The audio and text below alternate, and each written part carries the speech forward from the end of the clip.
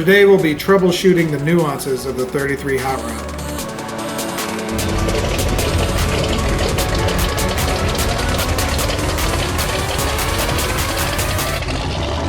So since I've mentioned before that I've been troubleshooting my transmission in the hot rod because it hasn't been shifting, I did talk to a transmission shop that is authorized with Monster Transmission in case they have to do a warranty repair.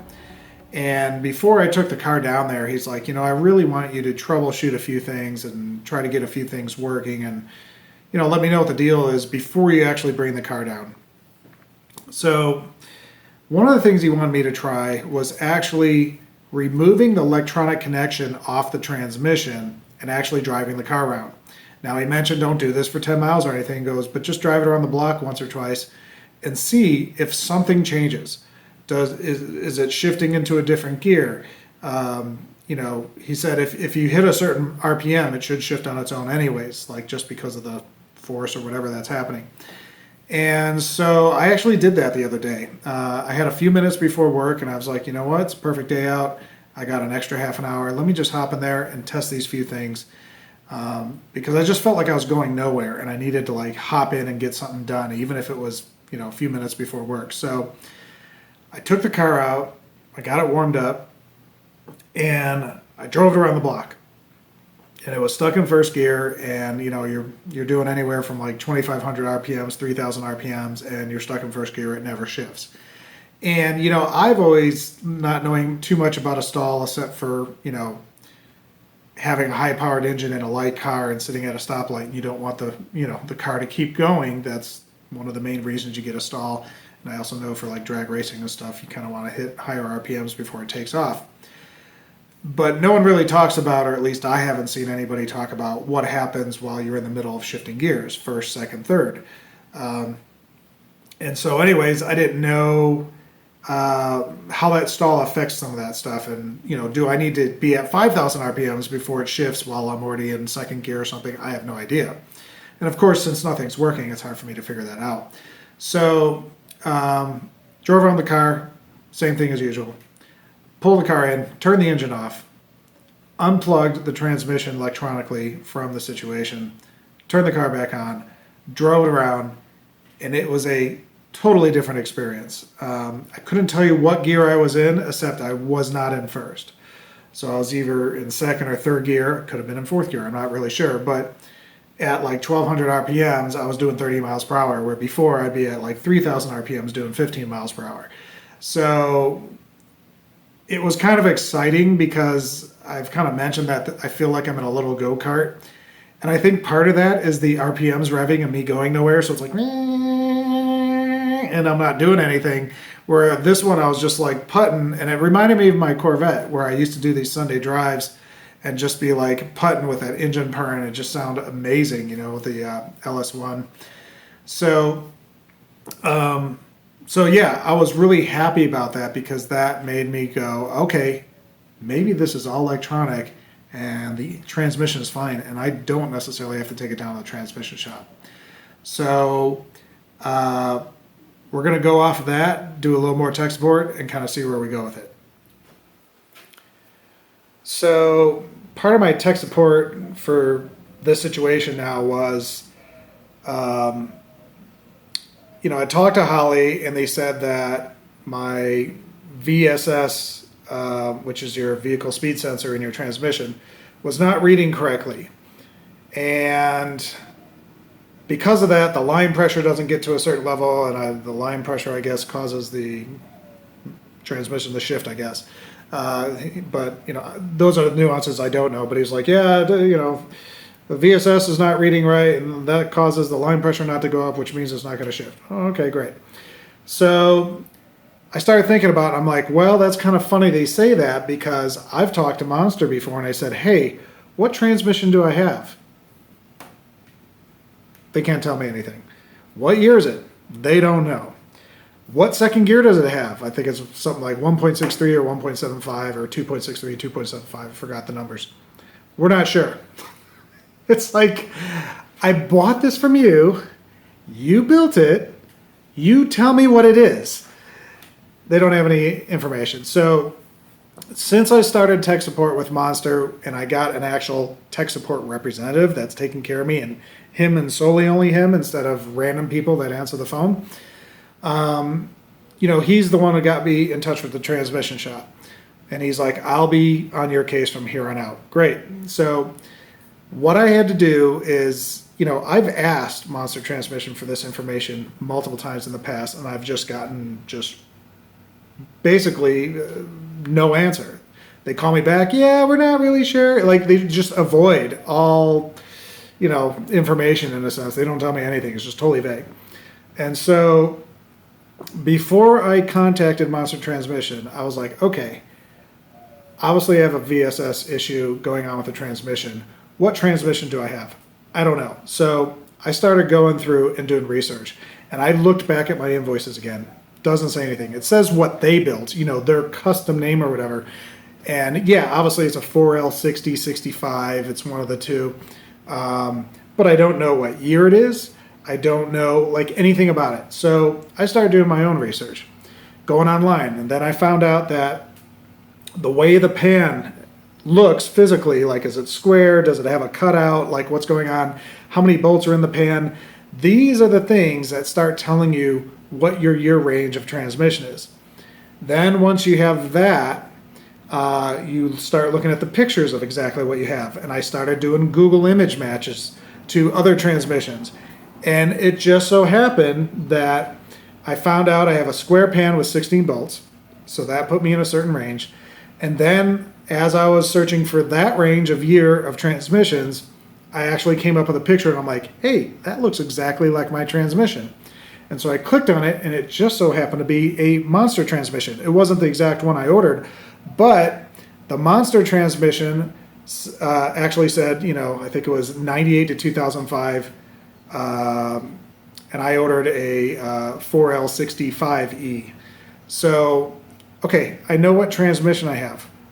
What vehicle did it come out of, blah, blah, blah. Yeah, you could search for that on Wiki, but that still is kind of generic. You don't really know. So I took that information, called up Monster, talked to my rep, and I said, listen, man, I need to know what the VSS that you guys suggest for me to put in this transmission, because when I go to the local store and I say, hey, I got a 2003 4L65E, they're going to say, what make, model, and year of car did it come out of? I don't know. We can't help you, because that's the only way they can look up parts. And so I said, this is the transmission I have. Here's a picture of the transmission from your own website of what it looks like. It exactly looks like this. It's a 16 bolt. It's a 98 to 2005. Get one of your technicians to tell me the exact VSS part number I need to put in this thing.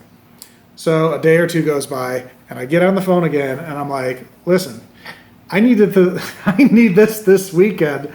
So I'm not sitting there screwing around, for another week or so. I'd like to get something done over the weekend. So he's like, all right, hold on a second. So 10 minutes later, he gets back online, and he's like, okay, write down this part number. So he gives me the part number. I write it down, get off the phone. Oh, and by the way, while I have you on the phone, can you tell me what second gear I have? Well, that shouldn't be a problem. Hold on a second. 5 minutes go by, it comes back. Yeah, I don't have that information. It's like, okay. I think what happened is the tech that built this transmission never documented anything, and maybe they normally do. I have no idea. And that's where my issues are. But in any case, got off the phone with him, called up my local parts store, asked for this part number. There was only one in the city, and it was on the opposite side of the city, but they're like, hey, we could have it over at your store by 4:30 this afternoon. I'm like, great, I'll take it. So I was like, by the way, can I return my other VSS since it's not working in my car? Like, yeah, no problem. You got a lifetime warranty on it. Great. So I did a swap, and we're going to try that out. All right. So coming into the garage after being sealed up all last night, and it's a little sweet smelling. That's the, a hint of gas always has a sweet smell, but it's not too bad. And the reason it's not too bad, it's not super hot out. So we're going to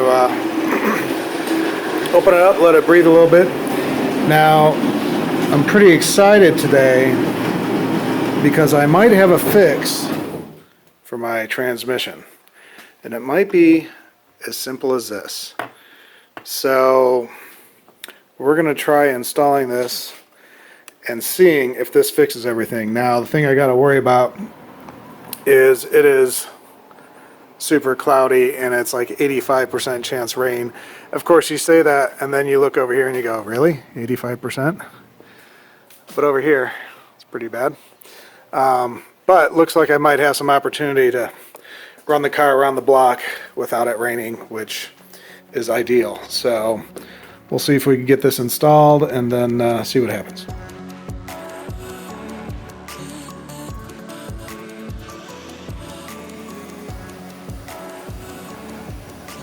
Maybe see upload. Okay.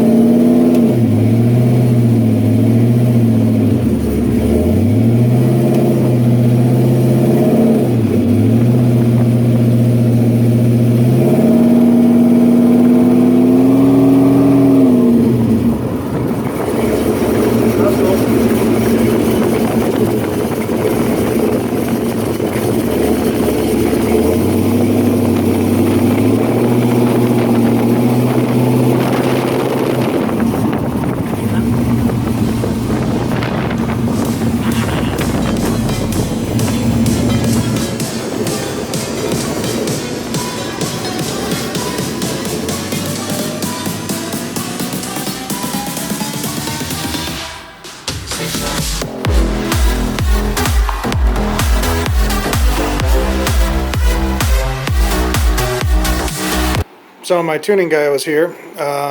He said I should put a filter on my vent, casing vent, which is going to go over here.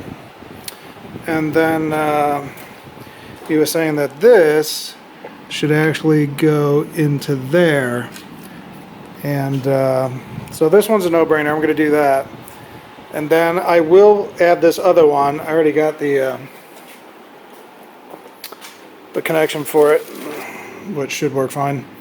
But I kind of want to make sure I'm doing these things in steps, because I noticed, you know, when I had a micro air leak because there was no Teflon tape on that plug, that all hell was breaking loose. So I'm going to do these in steps. Like this, no brainer, it's not going to change anything. But the other one, I might wait a little bit until I run the engine a little bit more, make sure everything's cool, or at least be able to A and B it in case something gets a little funky. I just want to do my tech support steps, if you will, in controlled environment so I know exactly what's going on, so I'm not fighting two things at once, not knowing which one's causing what.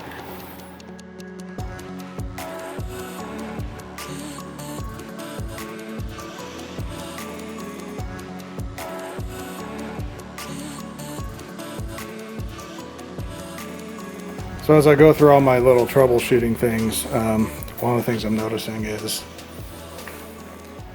I have no distance at all here, and the tire you can see is, you know, very well under this area. I have like 3/4 of an inch, and I should have like 2 inches, so I need to raise the height of this, and to do that I need to have this floating from the frame and not from the suspension itself. so I could adjust it. So I'm going to try to do that, and it should be a pretty much 1-to-1 ratio on the shock. You know, if I raise it up an inch, tire or the body should come up an inch. So we're going to try to do that first. I've already capped off the tube to the container, and we will kind of go from there, and we can breathe. We can breathe now. So here we go.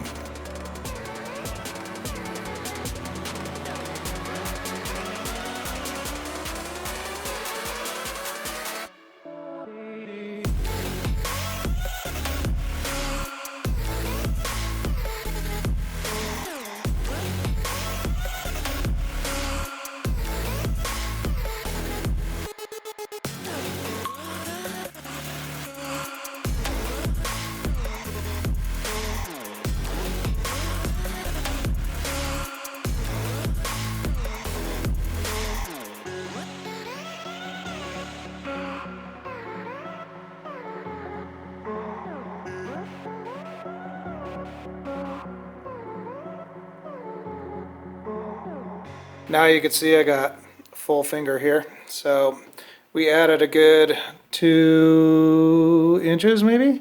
It was over here before, about 3/4 of an inch up, and so now we got some pretty good clearance. That has also made this area here, where is your official, right off the firewall is where you officially measure what your car height is, and that's 4.5 inches. And then over here, we're at the very tip, we're at 5 inches.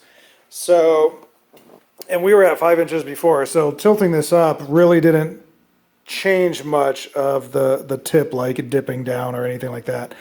So we're doing pretty good when it comes to clearance now, especially getting those mufflers back up and just trying to make sure that everything under this car is as high as possible, so we're not hitting anything going out. So one thing on this venture is getting the right height right, and also, if you notice, like, see how the muffler looks nice and even? I just fixed that one. If we look over here, it's a little bit cockeyed. It's kind of driven down on the left side, so we're trying to fix that, and it's not easy because there's so many bolts that you got to unscrew to get it to, like, crack open, if you will, without loosening the whole system. So we're going to keep trying. So I decided to change the order of doing things since I had the car up on stands for a while and it's not going to be driven for about a week. I decided to go ahead and pop this in. So we got a 3/8 MPT to a 3/8 hose barb, I guess. 3/8 hose barb here. And so everything comes from here, goes into there, and then this just depressurizes there. So we should be good. Now, when I took the cotton cloth thing, aka used sock, black though, to match the engine, of course, I didn't notice any kind of you know, oil or, you know, soot, if you will, because this has like a 10-inch filter to where it has to go through here and then finally come out. So it should be pretty clean in a sense, besides the fumes itself. So I'm not worried about this gunking up like crazy or anything. However, maybe if I'm hitting it hard, it will splatter a little bit, not sure. But so far, no problems there. So I'm really happy that I took the time over the last week or so to get to all these nuances, and you know, I haven't driven the car enough to sit there and say that we're totally out of the woods with the transmission, but we're definitely in the right direction, and I think we might be good. So I want to fix some of these other nuances that we've been doing, and as soon as I get this thing back on the ground, we're definitely going to take it back out and make sure that everything's going well. And I think I've made the decision at this point that I do want to go get a VIN number before I take this car apart and go get it painted and all that stuff, and actually put some miles on this car as it is. So that's kind of you know, I was hoping that that would come apparent of what I want to do, and I think it is pretty apparent at this point that that's what I want to do. I just want to really get all the bugs worked out of this car before I have all this really nice paint that I'm accidentally going to scratch up with a, you know, freaking wrench hitting it or something like that. So, or fluid, bad fluid, brake fluid or something like that, you know, hitting the paint. So we don't want to do that. So that's the direction I'm going to go in, and thanks for listening, and off to greener pastures.